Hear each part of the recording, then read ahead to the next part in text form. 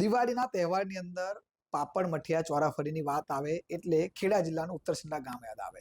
ઉત્તરસંડા ગામ આ પાપડ મઠિયા ચોરાફળીનું હબ બન્યું છે અને આ પાપડ મઠિયા એટલા ફેમસ છે કે મઠિયા અને ચોરાફળી માત્ર ઉત્તરસંડાના નડિયાદ શહેરમાં નહીં પરંતુ સમગ્ર ગુજરાત અને હવે દેશ વિદેશમાં પણ એક્સપોર્ટ થાય છે.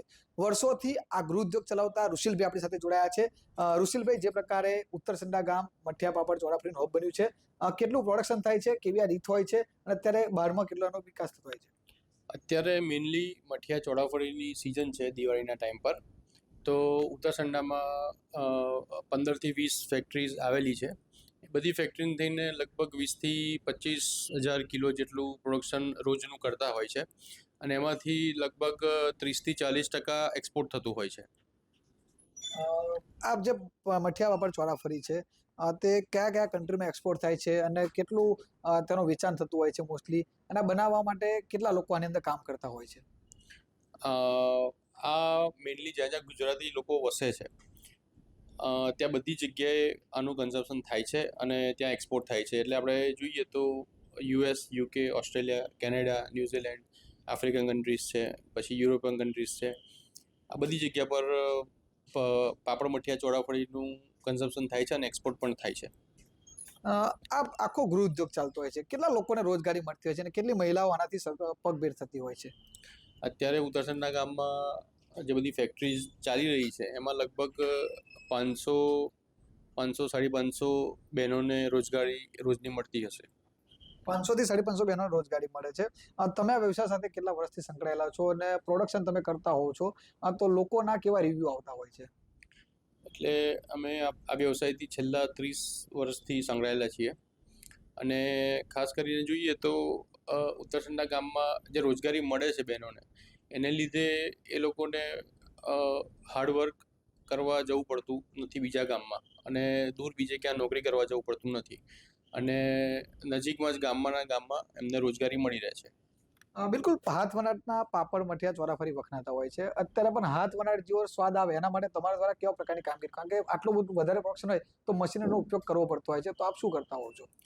એટલે મશીનના પ્રોડક્શનનું મેઇન રીઝન શું છે કે વધારે પ્રોડક્શન મળી રહે અને હાઇજેનિક વસ્તુ બને. એટલે હાથ વણાટની વસ્તુ બને છે, સારી બને છે, પણ કંઈક ના કંઈક હાઇજીનની બેદરકારી રહે છે કે ભાઈ હાઇજીન એનાથી જળવાતું નથી. પણ બંધ વાતાવરણમાં અને સારો પ્લાન્ટ હોય એમાં જો પ્રોડક્શન થાય અને મશીનથી બને તો હાઇજીન જળવાય છે અને વસ્તુ પણ સારી બને છે. હાથ વણાટની વસ્તુ મશીનનો સ્વાદ પણ એનો રહ્યો છે, સ્વાદ રહેવાનું કારણ શું? મારું એ સ્વાદ રહેવાનું મુખ્ય કારણ કે ઇન્ગ્રીડિયન્ટ જેટલા સારા ઇન્ગ્રીડિયન્ટ યુઝ થાય એટલી સારી વસ્તુ બને. અને એની જોડે આપણે જોઈએ તો અહીંનું ઉત્તરસંડાનું પાણી એ ખાસ વસ્તુ છે કે એને લીધે એનો ટેસ્ટ ઉભરાઈને બહાર આવે છે. એટલે બિલકુલ કહી શકાય કે ઉત્તરસંડા એ હવે પાપડ મઠિયા ચોરાફળીનું આ હબ બન્યું છે. આપણી સાથે જે ઋષિલભાઈ હતા, તેઓ ગણેશ ગૃહ ઉદ્યોગ યશ બ્રાન્ડ નામથી તેઓ પોતે પાપડ મઠિયા ચોરાફળી વેચે છે અને સમગ્ર દેશ વિદેશમાં તેઓના ચોરાફળી મઠિયા વખણાય છે. સૌથી મહત્વની વાત તેમણે કરી કે એની સાથે તેઓ 500 થી 550 લોકો ગામની અંદર રોજગારી ઊભી કરી શકે છે. તેમજ આ જે પાપડ મઠિયા ચોરાફળી છે તેનો સ્વાદ છે, તેનું કારણ છે જે ઉત્તરસંડાનું પાણી છે અને દર દિવાળીએ લોકો તેમના ત્યાં ચોરાફળી મઠિયા ઉત્તરસંડામાં લેવા આવતા હોય છે. ઉત્તરસંડાની અંદર જે પ્રકારે પાપડ મઠિયા અને ચોરાફળી બનાવવામાં આવતી હોય છે તેનું લાઈવ પ્રોડક્શન તમે જોઈ શકો છો. જે પ્રકારે અત્યારે તમે હું જે પહોંચ્યો છું તે ઉત્તરસંડા ખાતે આવેલી આ ગણેશ ગૃહ ઉદ્યોગની યશ પાપડ ફેક્ટરી છે. ત્યાં આગળ અત્યારે એકદમ હાઇજેનિક રીતે જે મઠિયા છે તેનો લોટ બંધાઈ રહ્યો છે. આ લોટ બંધાયા બાદ તે મશીનમાં જાય છે અને મશીનથી ઓટોમેટિક સમગ્ર આ જે મઠિયા પાપડ ચોરાફળી છે તૈયાર થતા હોય છે અને તેની અંદર અત્યારે જે હીટિંગ આપીને આ પાપડ મઠિયા ચોરાફળી છે ત્યાં આગળ પ્રોડક્ટ થતા હોય છે.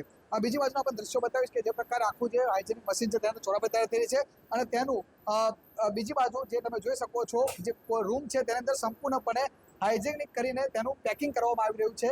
કારણ કે આ જે પાપડ મઠિયા ચોરાફળી છે તે માત્ર ભારત નહીં પરંતુ સમગ્ર દેશભર વિદેશભરની અંદર વેચાવા જતા હોય છે અને દેશ વિદેશની અંદર આની આ પાપડની અને મઠિયાની બોલબાલા હોય છે. તેના કારણે જ અહીંયા આગળ સંપૂર્ણ હાઇજેનિક તૈયાર થાય છે. સૌથી મહત્વની વાત કરવામાં આવે તો આની અંદર ઉત્તરસંડાની અંદર 1000થી વધુ લોકોને રોજગાર પૂરો પાડે છે. તેની અંદર 500થી વધુ મહિલાઓ માત્ર રોજગારી પૂરી પડતી હોય છે અને સમગ્ર પાપડ મઠિયા ચોરાફળી છે તે સમગ્ર દેશ વિદેશમાં વખણાય છે. ઉત્તર સંડામાં જે મઠિયા પાપડ ચોરાફરી જે તૈયાર થાય છે તેની અંદર મહિલા ગૃહ ઉદ્યોગ દ્વારા સંપૂર્ણ આ બિઝનેસને ચલાવવામાં આવતો હોય છે.